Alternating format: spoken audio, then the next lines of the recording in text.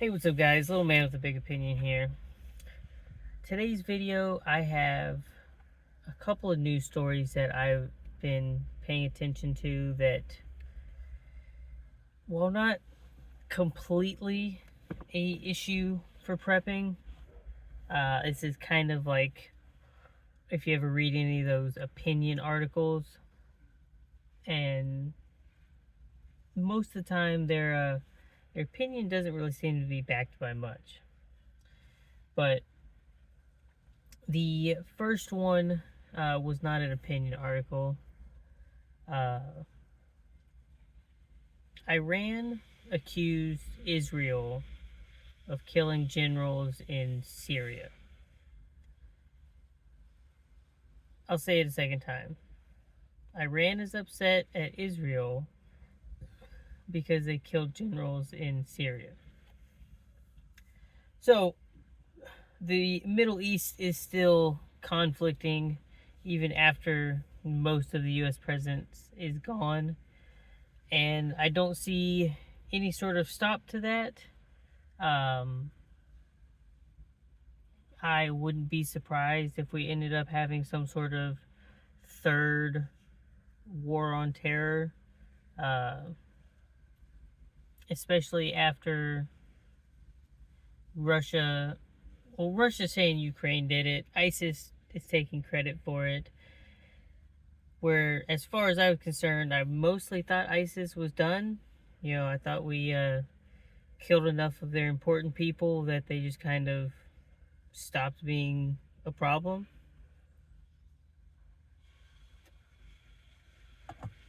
But Russia's saying it's Ukraine. ISIS is saying it's them. So if it is ISIS, I mean, that gives, the US and Russia something to, agree on, because Russia's pretty upset about this terrorist attack. So it's kind of ties into the next thing I was reading, which really blows my mind. And if you're not paying super close attention, then this is probably something that should matter when it comes to your vote and the people that you associate with and their vote. It was a report that came out that says the US debt is worse than they thought. Well, I would say 34 and some change trillion is a pretty big deal.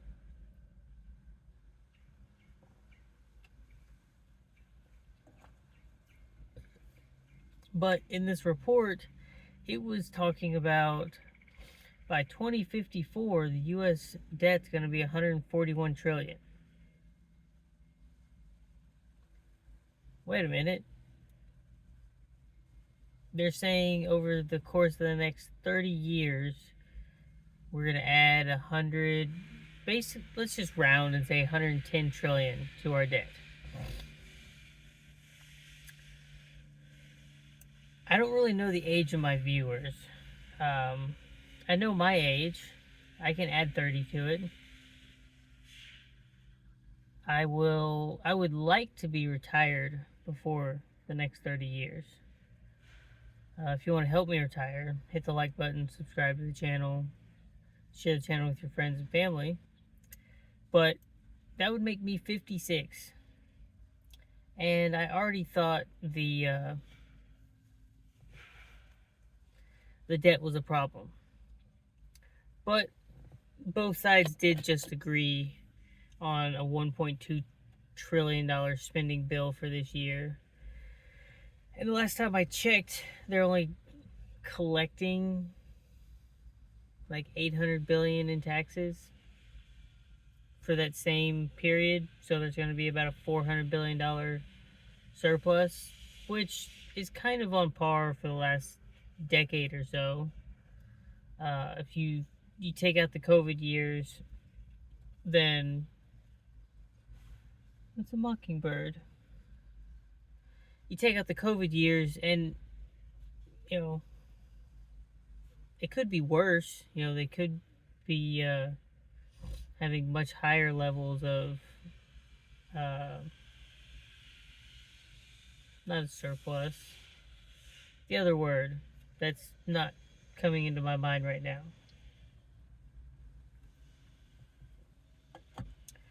Anyway, uh, if you're prepping, I really don't think you should be prepping on credit. Uh, it's kind of a principle thing. I don't think the world's going to end this coming November, regardless of who gets elected.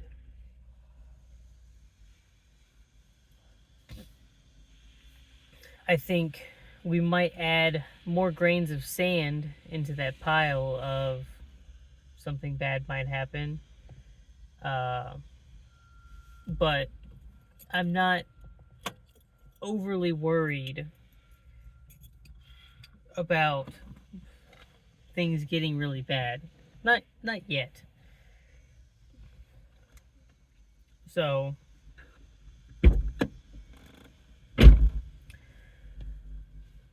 the first thing I would say to that number is holy crap. Like what are we doing here? The second thing is I'd send an email to your representative. You're probably going to get a generic answer back that some staff member has written out for it. But their signature goes on it, so they approved it. And just ask them what they are doing to lower deficit. That's the word. What are they doing to try to lower the U.S. debt? The two popular options are we're just going to tax people more. That way, the money that we're spending, we're actually spending money that we have.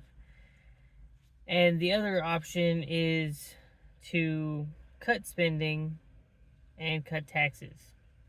The right typically likes to try to do those together. Because if they cut taxes, then you have more money that you can go buy stuff. And, most of us kind of seem okay with, the taxes when we buy stuff. We mostly complain about the income tax. But the cutting of the programs means, we're not spending so much on X, Y, or Z. So we don't need to collect as much money as we thought we needed to collect. The simple math of the problem is they spend 10,000 and they collect 8,000. So they've got to put the other 2,000 on some sort of loan for someone else. I don't think I can make it much more Barney style than that. But at some point we would like to spend, let's say we want to spend 7,500 and we collect the 8,000. Well, that 500 does get spent, it does get used, but it's paying down our loan, paying down our credit card. Don't really have many people in government on either side that I see trying to, make that one of their big issues.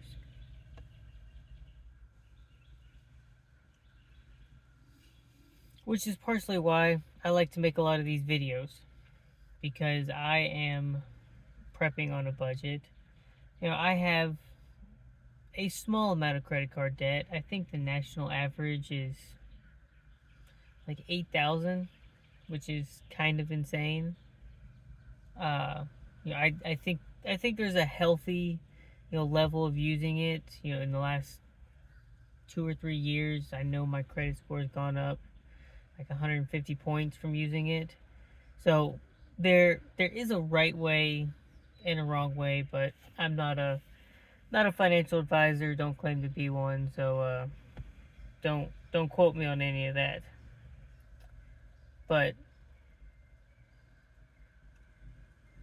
What I will say,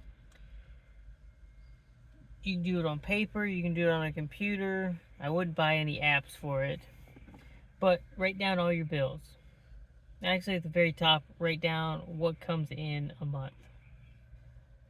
Uh, it's important to know if your job takes anything out for health insurance, retirement, anything like that. I say it's important to know that because, and the lovely taxes. But once you have your your take home number, then you start adding up all of your different bills. Put everything that has to be paid: cars, insurance, rent, mortgage, utilities, food. Maybe you have a monthly doctor's visit. I don't know.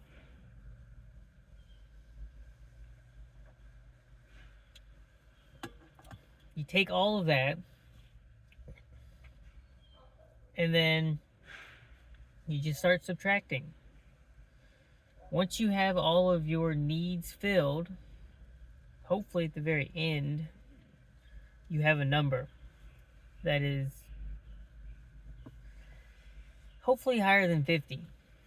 If it's not, you got to do more work, or maybe something in that need category is maybe not so much a need but a want. But you've got any type of budget, and if your work doesn't take anything out for rent, or not rent, a retirement, go ahead and make that one of those need bills. Then you got your prepping money there at the end. For the longest time, I could only ever spend $100 a month on prepping stuff. That number is slowly going up as things get paid off and as I get paid a little bit more money. So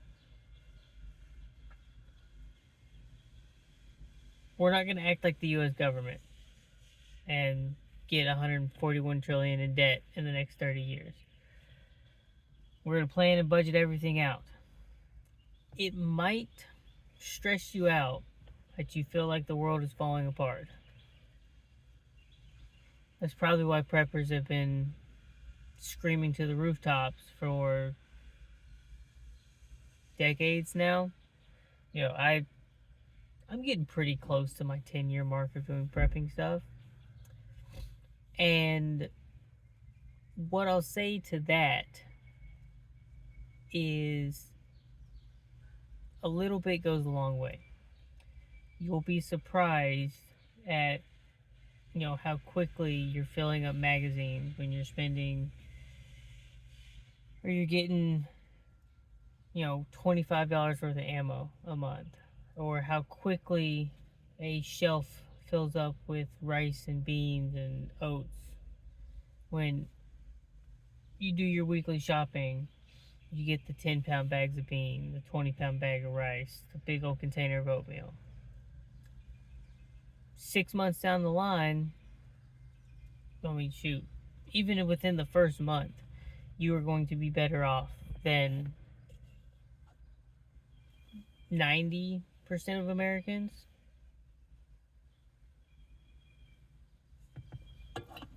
The number might even be higher than that. But treat it like a marathon. Treat it like you're the tortoise. I'm not telling anyone to go put any of the prepping stuff on credit, because then it's kind of the same thing as prepping.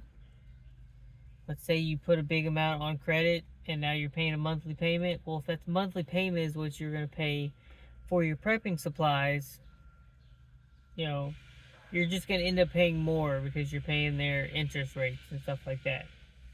So think about it like that.